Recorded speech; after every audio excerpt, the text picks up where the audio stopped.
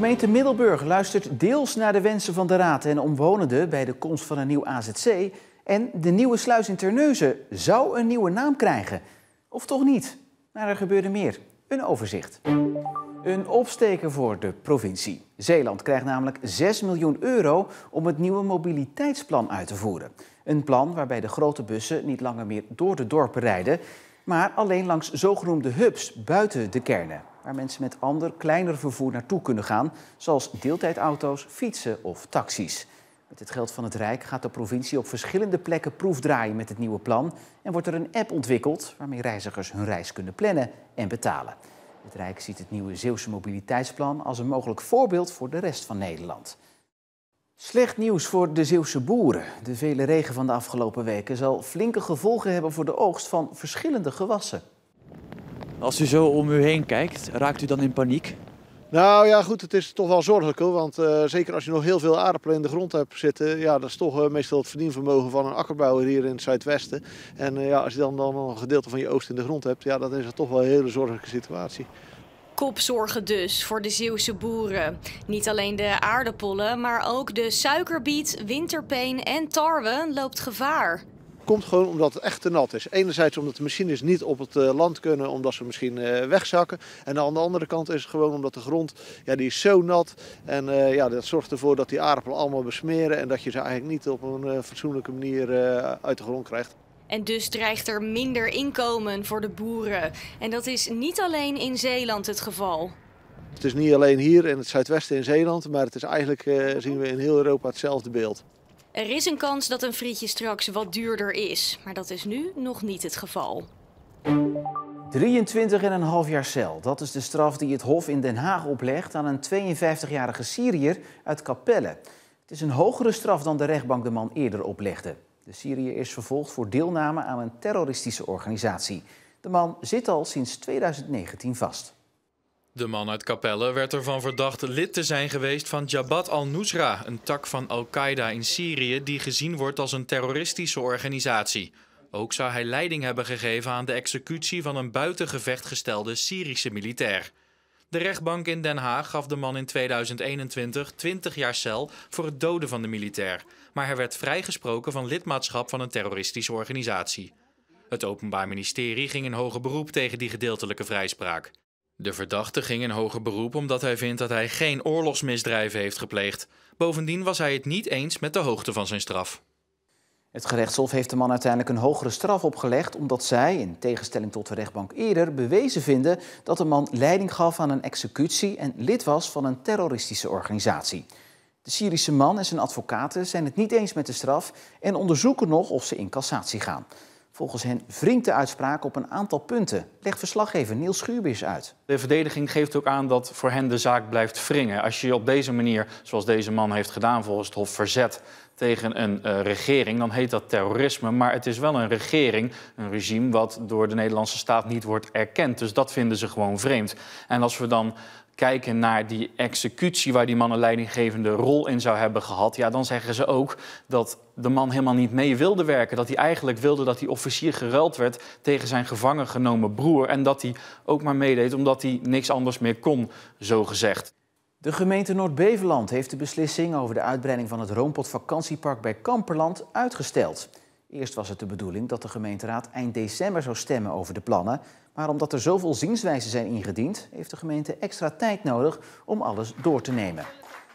Dat maakt de gemeente bekend nadat er een petitie tegen de uitbreidingsplannen was overhandigd. Die petitie is ruim 5000 keer ondertekend. Ondertekenaars komen niet allemaal uit de gemeente Noord-Beveland, maar ook van buiten de gemeente en de provincie. De overhandiging van de petitie is het voorlopige sluitstuk van een strijd tegen de verdere groei van Roompot op Noord-Beveland, die al een tijdje aan de gang is. Het is allemaal te doen om de uitbreidingsplannen van het vakantiepark van Roompot bij Kamperland. Een discussie die opnieuw brandstof kreeg door een bericht in het NRC. Daarin kwam het beeld naar voren dat de gemeente goedkeuring verleent aan de uitbreiding in ruil voor geld. Dit was tegen het zere been van de tegenstanders die in actie kwamen.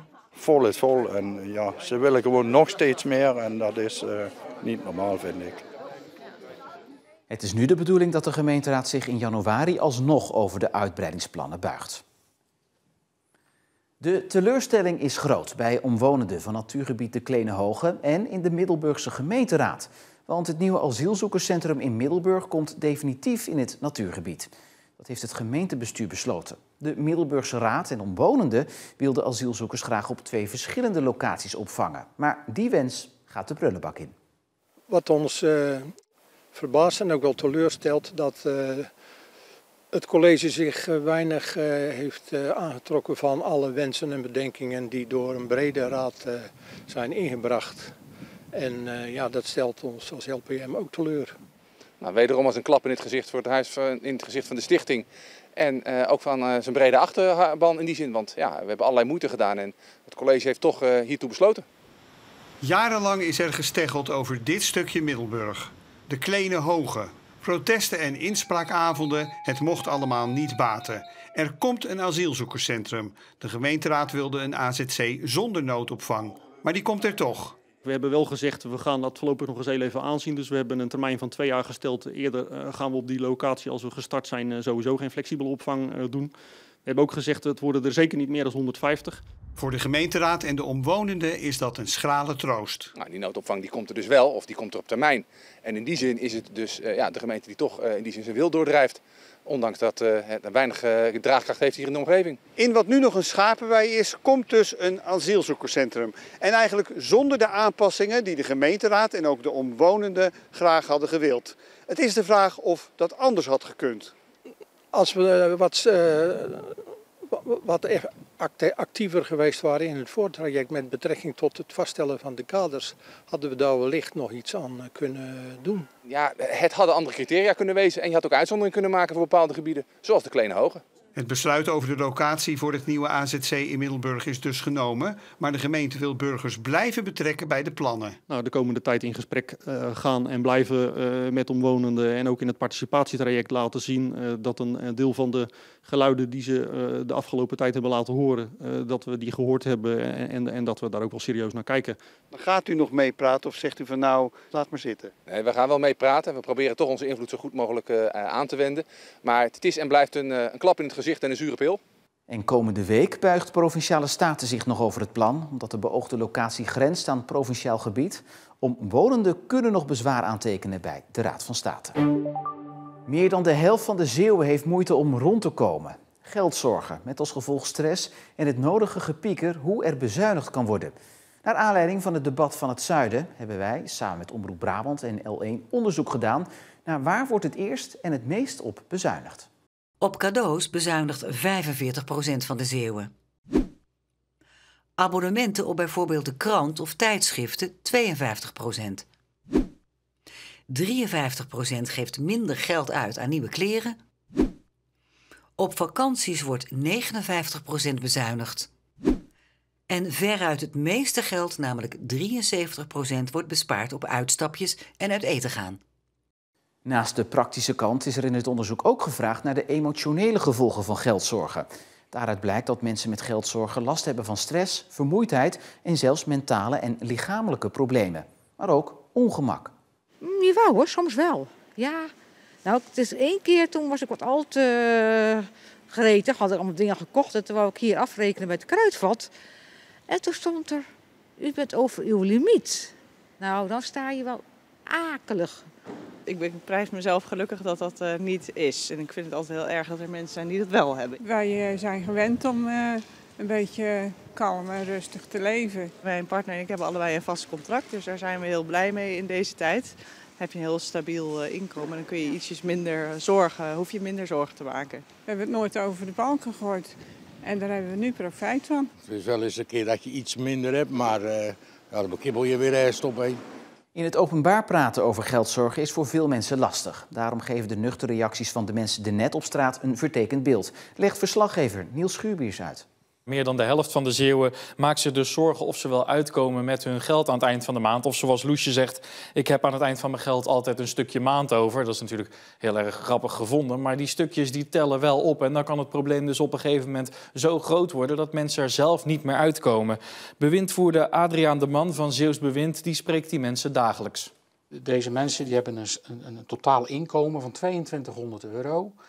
Woonlasten van €950. We lossen ook nog schulden af, een 300 euro. Dan hebben zij een weekgeld, dus voor 2 volwassenen en 2 kinderen, standaard van 170 euro. Dat is dat puur alleen voor de standaard uitgaves, dus niet voor kleding en dat soort zaken. En dan zien we toch onderaan de streep dat er 158 euro over kan blijven. Maar deze mensen konden dat dus zelf niet? Daar hebben ze wel hulp bij Ja, nodig? deze mensen hadden wel te maken met inkomensterugval. En zoals gezegd, dat is heel lastig om met je gezin de nieuwe situatie te managen. Dus je moet anders gaan denken? Anders gaan En denken. doen. Ja, niet zo moeilijk als je gedrag veranderen, denk ik. Dat geldt voor mij ook en voor iedereen. Of het nou gaat om financiën of andere aanpassingen. Ik geef je te doen in sommige situaties. Het kan de beste overkomen dat je niet meer rondkomt, dat je het overzicht kwijt bent. Situaties van een scheiding bijvoorbeeld, of het noodgedwongen verkopen van een huis. Dat is allemaal achter de rug in zo'n casus. Maar dan zie je dat er licht is aan het einde van de tunnel. En dat wil ik toch meegeven. Wie draait er nou op voor de extra kosten van de nieuwe sluis in Terneuzen? De bouw ervan valt minstens 250 miljoen euro duurder uit dan begroot. Maar wie die kosten betaalt, daarover verschillen Vlaanderen en Nederland sterk van mening. Donderdag waren beide verantwoordelijke ministers van Nederland en Vlaanderen in Terneuzen op werkbezoek. Maar gepraat over die kosten werd er niet. Nee, vandaag zijn we hier om weer een mijlpaal te vieren. En ondertussen, onze mensen hebben op de achtergrond heel goed overleg daarover. Ik ben ervan overtuigd dat we daar op een hele nette manier gewoon de komende tijd nog afspraken over maken. Daar hebben we het vandaag niet specifiek over gehad. En ik denk dat de volledige verdeling van de kosten, dat is iets voor als het werk volledig klaar en ook opgeleverd is. Dus, maar ik denk dat we daar ook wel uit geraken. En we zijn er al altijd uit geraakt. Dus zullen die extra kosten die met vervuiling en dergelijke te maken hadden, daar zullen we ook wel uit geraken, ja. Het is niet zo dat jullie zeggen, we hebben genoeg betaald, nu is het aan Nederland. We gaan dat in een goed nabuurschap onderling bespreken, maar dat is voor iets later, dat is voor als de werken volledig opgeleverd zijn en we de volledige eindfactuur ook kennen. De ministers waren dus op werkbezoek om de voortgang van het project Nieuwe Sluis te bekijken. En vooraf was aangekondigd dat ze tijdens het bezoek ook de nieuwe naam van de sluis zouden bekendmaken. Maar dat bleek toch een beetje anders in elkaar te zitten. Legt verslaggever Carlijn de Splinter uit. Dat bleek anders, want het was een nieuwe naam voor heel het sluizencomplex in Terneuzen. Dat was al anders en die onthulling die liep ook niet helemaal zoals gepland. Dan gaan wij nu aftellen of optellen. Wat was het, Harm? Aftellen, 3, 2, 1. En ik ben er ook altijd wel erg voor als dingen in de volksmond al een naam hebben gekregen. De Nieuwe Sluis noemt iedereen al jaren de Nieuwe Sluis. Dat je dan die ingeburgerde naam ook maar lekker zo houdt. En ik denk dat het ook een geslaagde naam is. De Noordzeesluizen die hier straks eind 24 officieel en operationeel zullen zijn.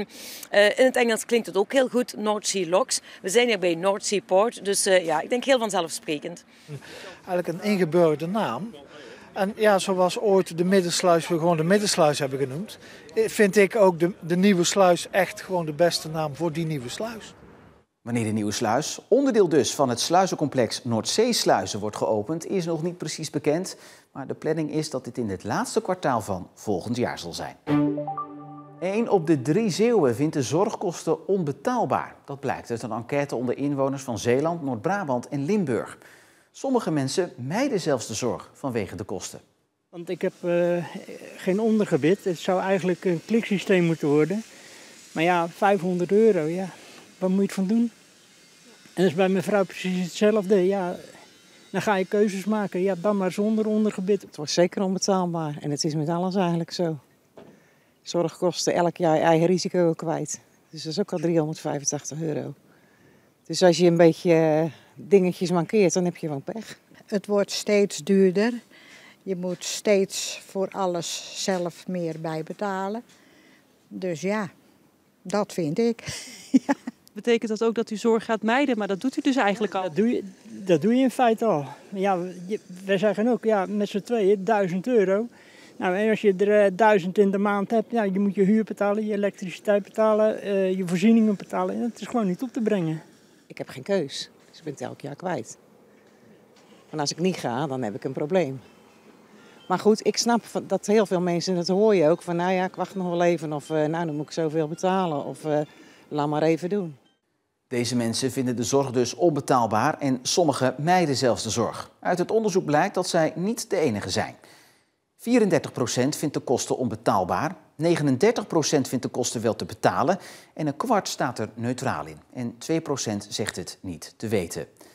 Zorgverzekeraars merken nog niet de gevolgen dat Zeeuwen de zorgkosten onbetaalbaar vinden. Bij verzekeraar CZ bijvoorbeeld betaalt 95% van de klanten de premie nog op tijd. Gebeurt dat niet, dan gaat de verzekeraar over tot actie.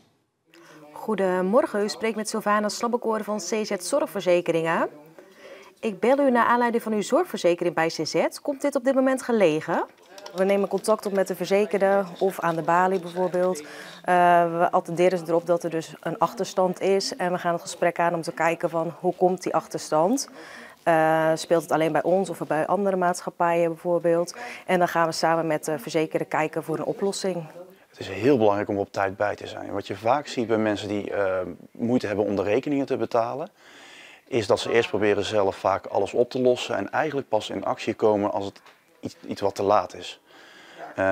Het is vaak ook een drempel om hulp te zoeken. Dus juist om proactief contact te zoeken met onze verzekerden, hopen wij dat ze op tijd kunnen bereiken. En dat zij dus eerder in actie komen om verdere problemen te voorkomen. Op verzoek van Vlaanderen voert Rijkswaterstaat via de sluizen in Terneuzen extra water af. Dit om de problemen in West-Vlaanderen en Noord-Frankrijk te helpen oplossen. In die gebieden is veel overlast door de hoge waterstand als gevolg van de vele regen. Daarom worden alle mogelijkheden gebruikt om zoveel mogelijk water af te voeren. En dus ook via Terneuzen. Wel, we gaan hier nu ruim 200 kub per seconde afvoeren. Normaal is dat 50 kub per seconde. Ook dat is heel belangrijk, want zo kunnen we mensen helpen. Mensen die op dit ogenblik kampen met die watersnood. Dus ja, we zijn buren, maar we zijn goede buren en die samenwerking is echt essentieel. Het lozen gebeurt alleen bij laagwater op de Westerschelde. De sluizen zijn dan gestremd voor de scheepvaart. De maatregel duurt zolang als het nodig is.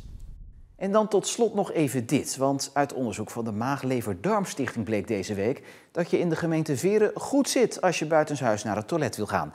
De gemeente Borselen daarentegen staat landelijk ver onderaan en is blijkbaar niet toiletvriendelijk. Dit is een van de vele openbare toiletten in de gemeente Veren. En dit is de openbare toilet van de gemeente Borselen, want nergens in de gemeente is een openbaar toilet. En daarom bungelt de gemeente Borselen helemaal onderaan de lijst. Dat lijkt niet erg, maar ongeveer een kwart van de Zeeuwen heeft maag- en darmproblemen. Voor hen kan een openbaar toilet dé redding zijn. Dat merkte ook Dave Boegborn. Hij maakt dagelijks de openbare toiletten van Veren schoon. Veel bezoekers uiten dankbaarheid wanneer Dave zijn werk doet. Er zijn heel veel mensen natuurlijk met die darmproblemen. En die vinden het hartstikke fijn dat als ze moeten, dat ze kunnen gaan. Dat Veren nu als beste wordt gewaardeerd maakt Dave wel trots. Maar de mooiste waardering komt van de bezoekers. Voor heel veel mensen is dit een hele goede uitkomst. En de gemeente Borselen laat in een reactie weten dat er geen vraag is naar openbare toiletten in de gemeente. Ook denken ze dat mensen best bij bedrijven of winkels kunnen vragen of ze daar naar het toilet mogen. En met dit geurige nieuws sluiten we deze Zeeland de Week af. Voor u nog een fijne avond. Graag tot morgen.